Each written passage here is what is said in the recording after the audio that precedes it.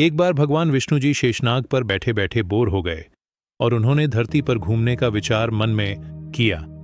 वैसे भी कई साल बीत गए थे धरती पर आए और वह अपनी यात्रा की तैयारी में लग गए। स्वामी को तैयार होता देख लक्ष्मी मां ने पूछा, आज सुबह सुबह कहां जाने की तैयारी हो रही है?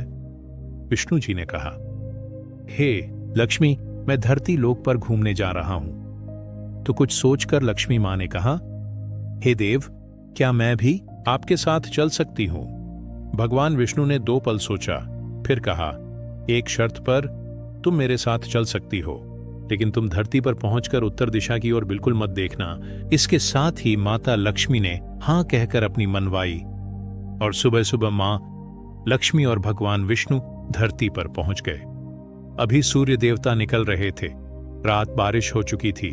चारों ओर हरियाली ही हरियाली थी।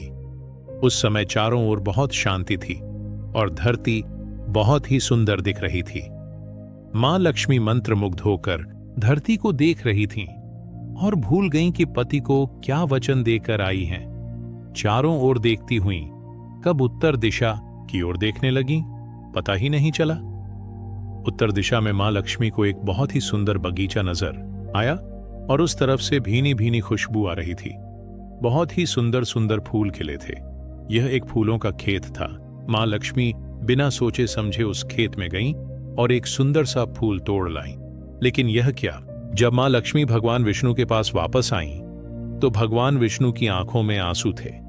भगवान विष्णु ने मां लक्ष्मी से कहा, कभी भी किसी से बिना पूछे उसका कुछ भी नहीं लेना चाहिए, और साथ ही उन्हें अपना वचन भी याद दिलाया। मां लक्ष्मी को अपनी भूल का पता चला तो उन्होंने भगवान विष्णु से इस भूल की माफी मांगी।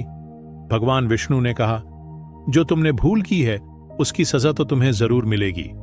जिस माली के खेत से तुमने बिना पूछे फूल तोड़ा है, यह एक प्रकार की चोरी है। इसलिए अब तुम 3 साल तक माली के घर नौकर बनकर रहो, उसके बाद मैं तुम्हें बैकुंठ में वापस बुलाऊंगा। मां लक्ष्मी ने चुपचाप सिर झुकाकर हां कर दी। आज की लक्ष्मी थोड़े थी और मां लक्ष्मी एक गरीब औरत का रूप धारण करके उस खेत के मालिक के घर गईं। घर क्या, एक झोपड़ी थी। मालिक का नाम था माधव। माधव की बीबी, 2 बेटे और 3 बेटियां थीं। सभी उस छोटे से खेत में काम करके किसी तरह गुजारा करते थे। मां लक्ष्मी जब एक साधारण और गरीब औरत बनकर माधव की झोपड़ी पर पहुंची तो माधव ने पूछा, बहन, तुम कौन हो और इस समय तुम्हें क्या चाहिए? तब मां लक्ष्मी ने कहा, मैं एक गरीब औरत हूं, मेरी देखभाल करने वाला कोई नहीं है। मैंने कई दिनों से खाना भी नहीं खाया, मुझे कोई भी काम दे दो, साथ में मैं तुम्हारे घर का काम भी कर दिया करूंगी। बस मुझे अपने घर में एक कोने में आसरा दे दो।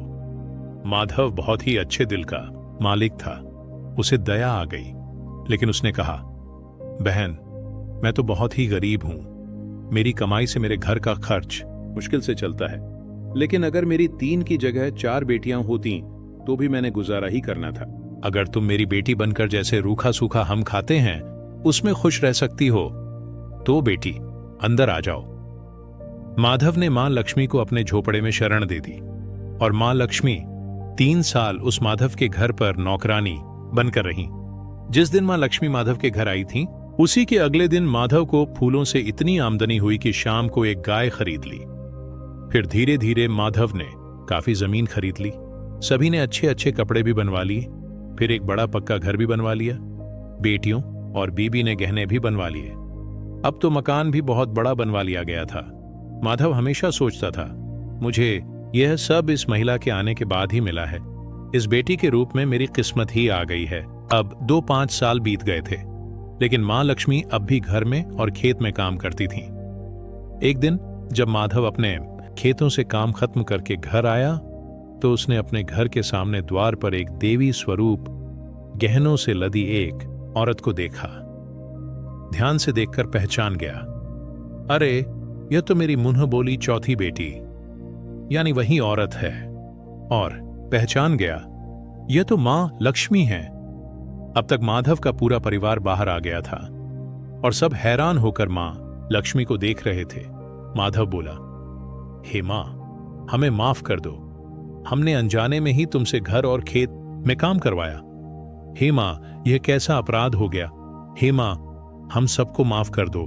सब माँ लक्ष्मी मुस्कुराई और बोली, हे माधव, तुम बहुत ही अच्छे और दयालु व्यक्ति हो। तुमने मुझे अपनी बेटी की तरह रखा, अपने परिवार के सदस्य की तरह। इसके बदले मैं तुम्हें वरदान देती हूं कि तुम्हारे पास कभी भी खुशियों और धन की कमी नहीं रहेगी।